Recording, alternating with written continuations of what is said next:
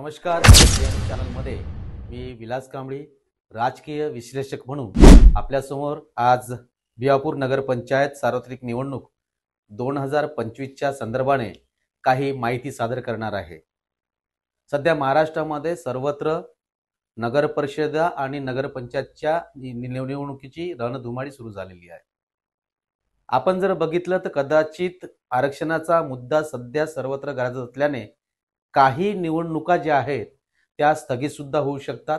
या संदर्भामध्ये न्यायालयामध्ये एक जनहित याचिका सुद्धा सादर करण्यात आलेली आहे आणि त्यामध्ये जे आरक्षण काही ठिकाणी काढलं गेलेलं महाराष्ट्रामध्ये त्या जिल्ह्यातील अनेक जिल्हे आहेत, त्या जिल्ह्यातील जे निवडणुका आहेत त्या कदाचित लांबणीवर सुद्धा जाण्याची शक्यता वर्तवली जात आहे.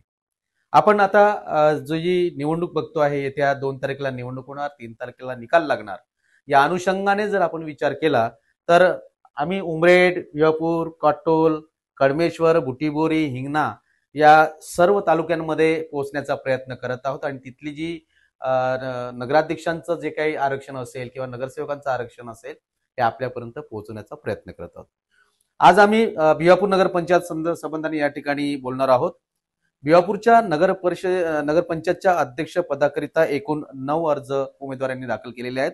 त्यामध्ये पहिल्या क्रमांकावर आहेत कंगाले कुंदाताई मनोहर, खडसंग अश्विनी संदीप, डडमल माया शंकरराव, डडमल मंगला रमेश, जांभुळे निशा राजू, तुंबडाम माधुरी देवराव, दारणे कमल कृषी, पेंदाम शर्मिला नरहरी आणि श्रीरामे सुषमा शंकरराव. एकूण 9 उमेदवारांनी या ठिकाणी नगराध्यक्ष पदासाठी अर्ज केलेला आहे आणि यामध्ये कदाचित जे मागे जिल्हा परिषदला सदस्य म्हणून होते शंकर डडमल यांच्या सुद्धा सौभाग्यवतीचं नाव या ठिकाणी दिसते आहे.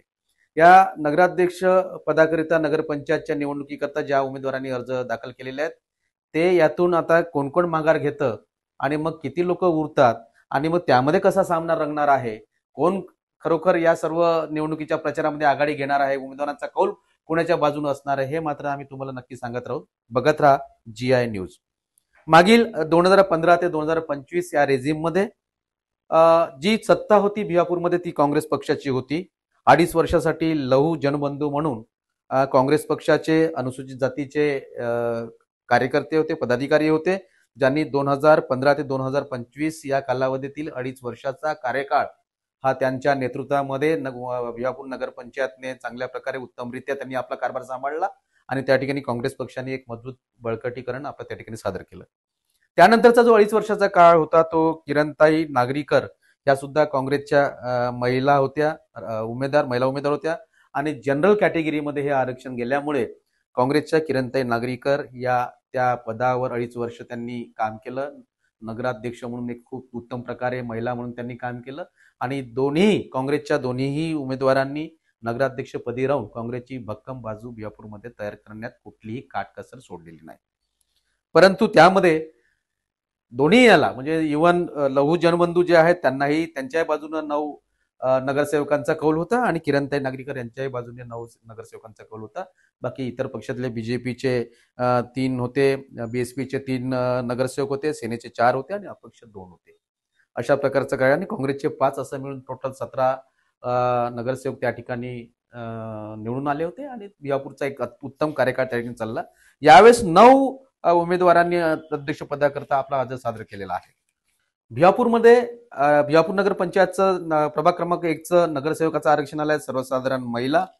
प्रभाग क्रमांक 2चं जे आरक्षण आलेलं आहे ते आहे सर्वसाधारण. प्रभाग क्रमांक 3चं जे आरक्षण आलेलं आहे ते अनुसूचित जमाती. प्रभाग क्रमांक 4चं जे आरक्षण आलेलं आहे ते आहे अनुसूचित जाती. प्रभाग क्रमांक 5चं जे आरक्षण आलेलं आहे ते आहे सर्वसाधारण महिला. प्रभाग क्रमांक 6चं जर आरक्षण बघितलं तर सर्वसाधारण. त्यानंतर प्रभाग क्रमांक 7चं जर आरक्षण अनुसूचित जमाती महिला. प्रभाग क्रमांक 8चं जर आरक्षण बघितलं तर आरक्षण नागरिकांचा मागास प्रवर्ग महिलेकरता राखीव आहे. प्रभाग क्रमांक 9चं जर आरक्षण बघितलं तर सर्वसाधारण.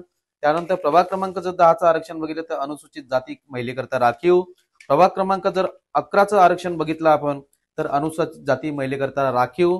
प्रभाग क्रमांक 12 बघितला आपण या ठिकाणी तर ते आहे नागरिकांचा मागास प्रवर्ग महिलेकरता राखीव. प्रभाग क्रमांक 13 जर बघितलं तर नागरिकांचा मागास प्रवर्ग महिला. प्रभाग क्रमांक जर 14 बघितलं तर आरक्षण आहे नागरिकांचा मागास प्रवर्ग. त्यानंतर प्रभाग क्रमांक जर 15 बघितलं तर तो सुद्धा नागरिकांचा मागास प्रवर्ग जनरल. आणि प्रभाग क्रमांक जर आपण 16 बघितलं तर अनुसूचित जमाती महिलेकरता राखीव. प्रभाग क्रमांक 17 जर बघितला आपण तर ते आहे अनुसूचित जातीकरता राखीव. एकूण 17 प्रभाग, 17 उमेदवार, एक नगराध्यक्ष. मागील 2015 ते 25 मध्ये नगरसेवकांमधून नगराध्यक्ष निवडला गेला होता आणि या रेजिमला जनतेतून नगराध्यक्षांची निवड करायची आहे. अध्यक्षपदाकरिता जे 9 अर्ज आलेले आहेत यामधून कोण माघार घेतं, किती उमेदवार आपला अर्ज राखीव ठेवतात आणि यावरच भिवापूरकरांचं भविष्य अवलंबून आहे. भिवापूरकरांना नगराध्यक्षाची जी निवड करायची आहे अनुसूचित जमाती महिलेमधून करायची आहे. एक शिक्षित उमदा चांगला महिला उमेदवार यावेळी निवडून द्यायचा आहे. परंतु भाजपा असेल, काँग्रेस असेल आणि त्याबरोबरचे इतर जे पक्ष असतील या पक्षातील लोक किती प्रामाणिकपणे आपल्या पक्षासोबत राहतात यावर मात्र हा निर्णय जो आहे हा अवलंबून असणार आहे. निर्णय जो आहे, विजयाची कौल जो आहे, तो मतदारांचा कौल जो आहे तो कुणाच्या बाजूने असणार आज मात्र सांगता येत नाही. यामधील जे उमेदवार शिल्लक राहणार आहेत त्याच्यात किती रंगणार, कसा रंगणार, काय रंगतदार सामन्यामधून पुढे निष्पन्न होणार आहे, या सर्व भिवापूर शहरातल्या आम्ही ज्या गोष्टी आहेत त्या आपल्यापर्यंत छोट्याखानी पोहोचण्याचा प्रयत्न करू. आम्ही आपल्यापर्यंत जी काय माहिती पोहोचणार त्यामध्ये काही मुलाखती सुद्धा असणार आहेत. नगराध्यक्षाची पुढची वाटचाल काय असणार आहे या संबंधाने सुद्धा आम्ही आपल्यापर्यंत त्यांच्या मुलाखती सादर करण्याचा एक छोटासा प्रयत्न आमच्या चॅनलच्या माध्यमातून करणार आहोत. GI न्यूज चॅनल करिता कॅमेरामॅन श्रीकांत खानपुरेसह विलास कांबळे.